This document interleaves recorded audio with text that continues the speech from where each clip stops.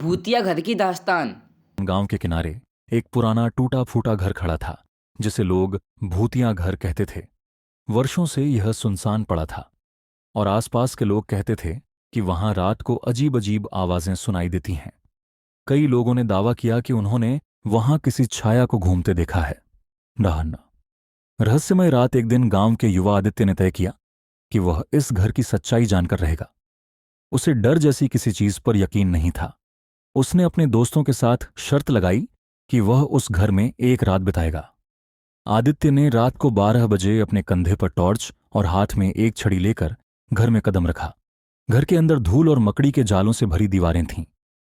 हर कदम पर लकड़ी के फर्श की चरमराती आवाजें डर पैदा कर रही थीं। आरह डराहट, खौफनाक घटनाएं। आदित्य ने जैसे ही घर के मुख्य हॉल में कदम रखा, अचानक दरवाजा अपने आप बंद हो गया।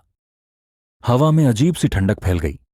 उसे लगा कि किसी ने उसके कान के पास फुसफुसाया, लेकिन वहां कोई नहीं था।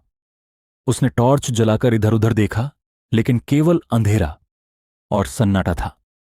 फिर अचानक सीढ़ियों पर किसी के चलने की आवाज सुनाई दी। आदित्य ने साहस बटोरकर ऊपर जाने की सोची। जैसे ही वह ऊपर पहुंचा, उसने देखा कि एक पुरानी तस्वीर दीवार पर लटकी है। तस्वीर में एक औरत और बच्चा थे, लेकिन औरत की आंखें उसे घूरती हुई प्रतीत हो रही थीं। डरावना खुलासा आदित्य ने जब तस्वीर के पीछे छिपे एक कागज को निकाला, तो उसमें लिखा था, यह घर मेरी आखिरी चीखों का गवाह है। मेरी आत्मा यहां तब तक भटकती रहेगी जब तक मुझे इंसाफ नहीं मिलेगा। इतने में अचानक औरत की परछाई सामने प्रकट हुई। उसके बाल बिखरे हुए थे, आंखें सुर्ख लाल, और वह आदित्य की ओर बढ़ रही थी। आदित्य के गले से चीख निकल गई। उसने दरवाजे की ओर दौड़ लगाई, लेकिन वह बंद था। सुबह की सच्चाई। अगली सुबह गांव वालों को भूतिया घर के बाहर आदित्य बेहोश पड़ा मिला। जब उसे होश आया तो उसने बताया कि वह कभी इस घर के करीब भी नहीं जाएगा। उस दिन के बाद किसी ने भी उस घर में कदम रखने की हिम्मत नहीं की।